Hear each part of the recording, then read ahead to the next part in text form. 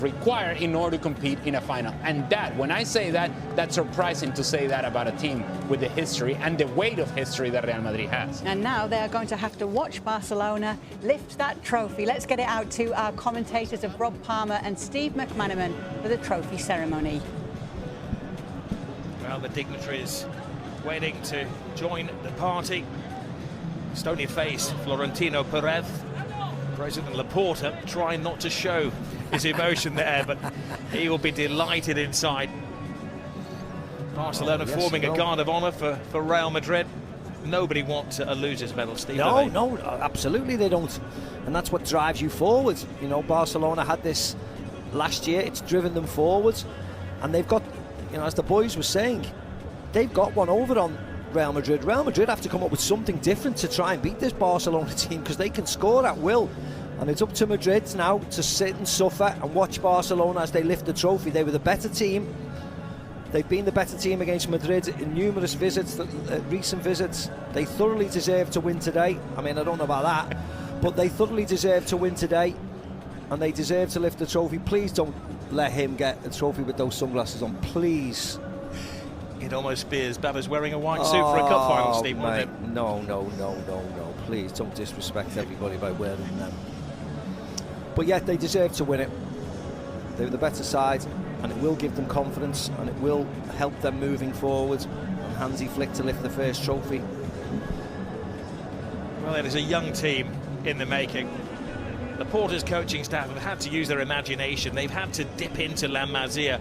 I make it on the field today for Barcelona. There were 9 players born in the year 2000 or beyond. I know. That's how young they are. And with all respect, they're the best players.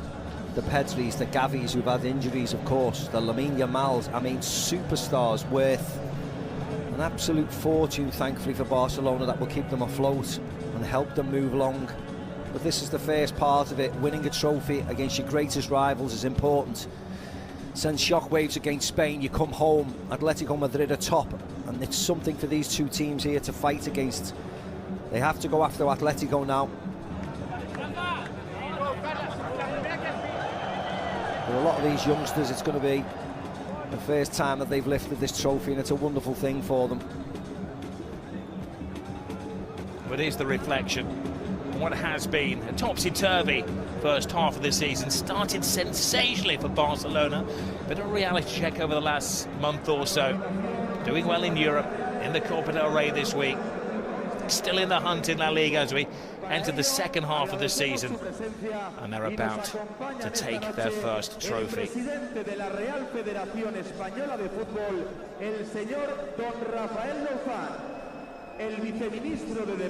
Rafael Luzán, the Spanish Football Federation president, is the man who will hand over the trophy to Barcelona.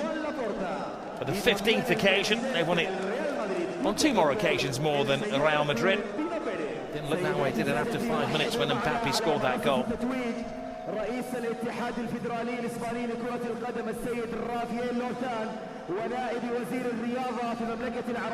That scoreboard said before the game, the greatest rivalry in sport, and we certainly saw it over the 90+ minutes here at the King Abdullah Stadium.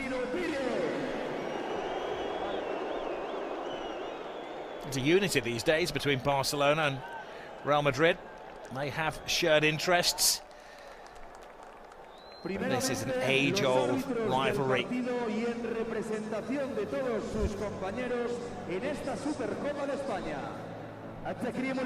drinks are on Joan Laporta tonight.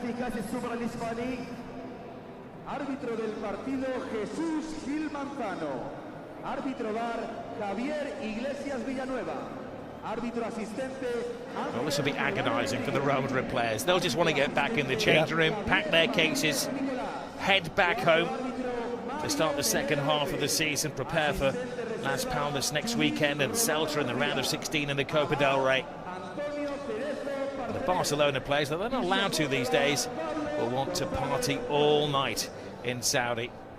Yeah, but this is what you have to put up with when you lose. You have to be respectful to the winners. This is what you have to do. It's the arbitros, the referees, they all go up first, get their medals. Nobody ever celebrates the referee's performance, but From a neutral standpoint, Jesus Gil Manzano and his team had some big decisions to make. There could have been some red cards in the game. He kept his head. A penalty after a VAR intervention. A dismissal for Chesney, the Barcelona goalkeeper, after advice from Javier Iglesias Villanueva. It's the most thankless job in football, officiating a Clásico. Although they did well today, the referees, no complaints at all. I think all the decisions that were made were the correct decisions. VAR worked exactly how it should work. A big moment for the referees who have started their careers on the schools' pitches, officiating youth games, now have made it to the pinnacle of their profession. The Supercopa de España here in Saudi.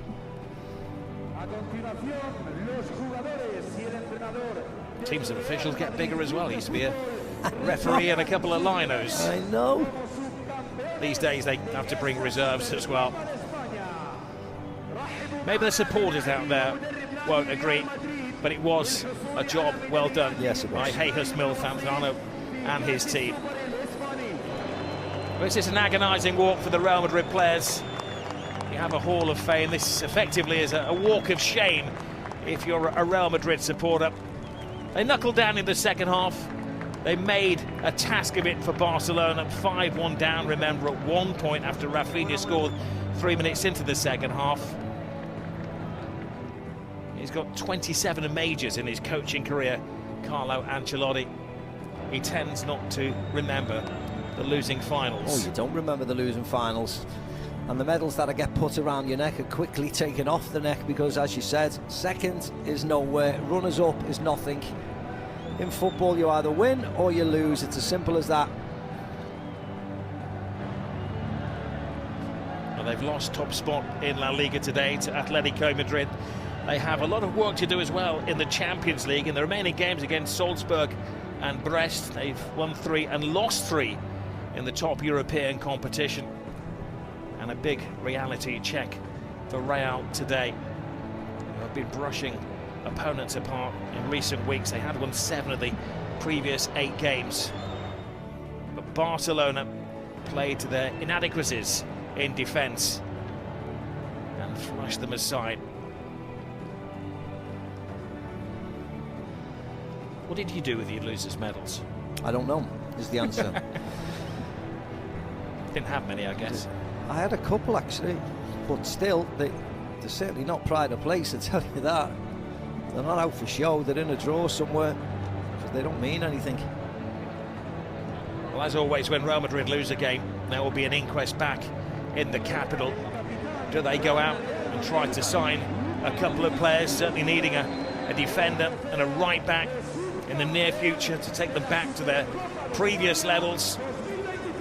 Like Vini Jr., Jude Bellingham, and to a lesser extent Kylian Mbappe didn't live up to their rich reputations this evening in Jeddah.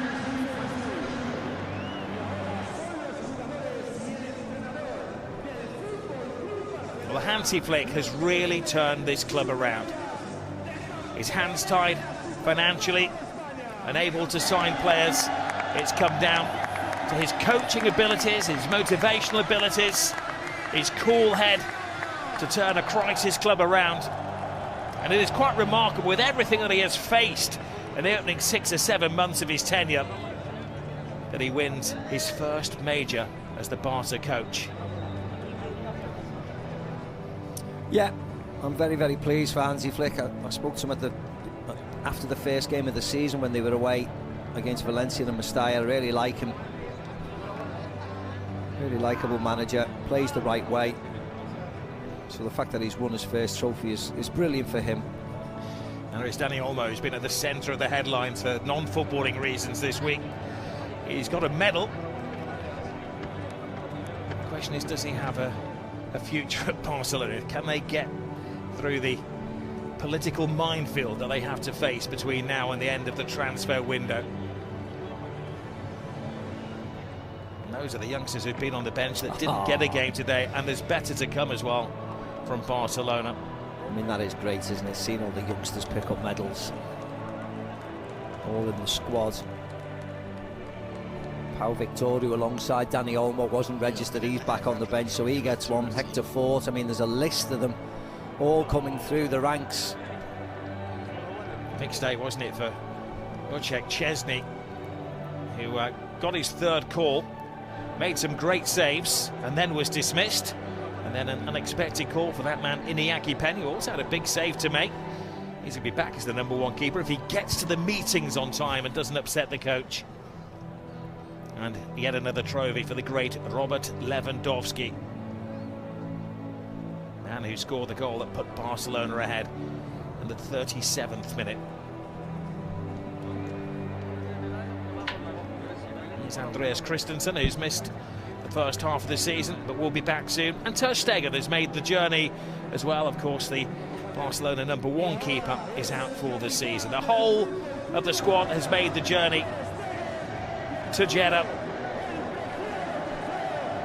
And this is a lovely moment. The club captain is going to take the trophy.